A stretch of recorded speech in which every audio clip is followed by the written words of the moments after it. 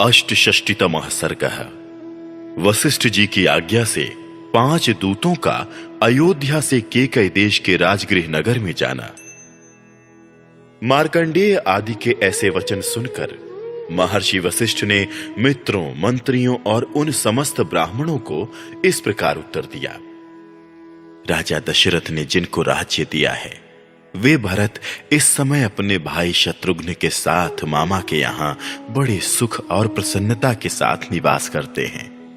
उन दोनों वीर बंधुओं को बुलाने के लिए शीघ्र ही तेज चलने वाले दूत घोड़ों पर सवार होकर यहां से जाएं। इसके सिवा हम लोग और क्या विचार कर सकते हैं।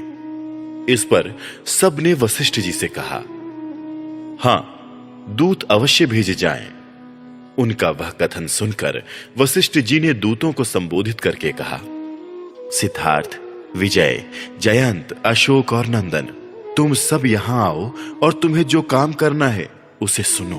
मैं तुम सब लोगों को ही कहता हूं, तुम लोग शीघ्रगामी घोड़ों पर सवार होकर तुरंत ही राजगृह नगर को जाओ और शोक का भाव न प्रकट करते हुए मेरी आज्ञा के अनुसार भरत से इस प्रकार कहो, कुमार, पुरोहित जी तथा समस्त मंत्रियों ने आपसे कुशल मंगल कहा है। अब आप यहां से शीघ्र ही चलिए। अयोध्या में आपसे अत्यंत आवश्यक कार्य है। भरत को श्री रामचंद्र के वनवास और पिता की मृत्यु का हाल मत बतलाना और इन परिस्थितियों के कारण रघुवंशियों के यहां जो कोहराम मचा हुआ है इसकी भी चर्चा ना करना। केकैराज तथा भरत को भेंट देने के लिए रेशमी वस्त्र और उत्तम आभूषण लेकर तुम लोग यहां से शीघ्र चल दो। केकई देश को जाने वाले वे दूत रास्ते का खर्च ले अच्छे घोड़ों पर सवार हो अपने अपने घर को गए। तदनंतर यात्रा संबंधी शेष तैयारी पूरी करके वशिष्ठ जी की आज्ञा ले सभी दूत तुरंत वहां से प्रस्थित हो गए। अपरताल नामक पर्वत के अंतिम छोर अर्थात दक्षिण भाग और प्रलंबगिरी के उत्तर भागों में दोनों पर्वत के बीच से बहने वाली मालिनी नदी के तट पर होते हुए वे दूत आगे बढ़े।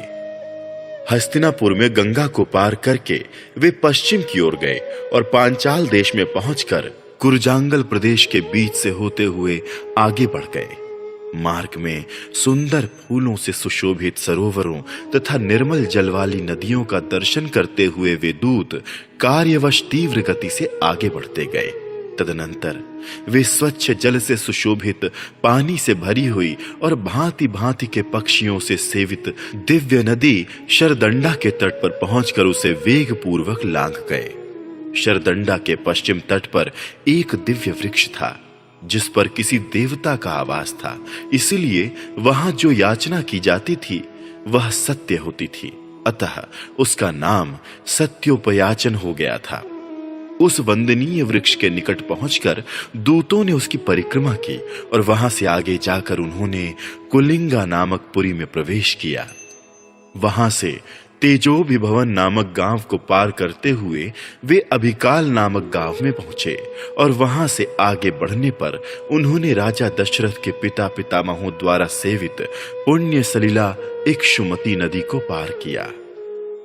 वहां केवल अंजलि भर जल पीकर तपस्या करने वाले वेदों के पारगामी ब्राह्मणों का दर्शन करके वे दूत बाहलीक देश के मध्य भाग में स्थित सुदामा नामक पर्वत के पास जा पहुंचे। उस पर्वत के शिखर पर स्थित भगवान विष्णु के चरण चिन्ह का दर्शन करके वे विपाशा नदी और उसके तटवर्ती शालमली वृक्ष के निकट गए।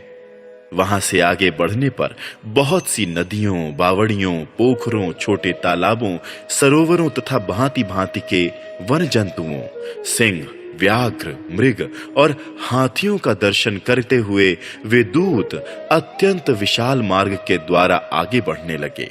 वे अपने स्वामी की आज्ञा का शीघ्र पालन करने की इच्छा रखते थे। उन दूतों के वाहन चलते चलते थक गए थे।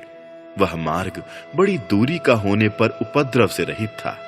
उसे तय करके सारे दूत शीघ्र ही बिना किसी कष्ट के श्रेष्ठ नगर गिरिव्रज में जा पहुंचे। अपने स्वामी का प्रिय और प्रजा वर्ग की रक्षा करने तथा महाराज दशरथ के वंश परंपरागत राज्य को भरत जी से स्वीकार कराने के लिए सादर तत्पर हुए वे दूत बड़ी उतावली के साथ चलकर रात में ही उस नगर में जा पहुंचे। इस प्रकार श्री वाल्मीकि निर्मित आर्ष रामायण आदि काव्य के अयोध्या कांड में 68वां सर्ग पूरा हुआ।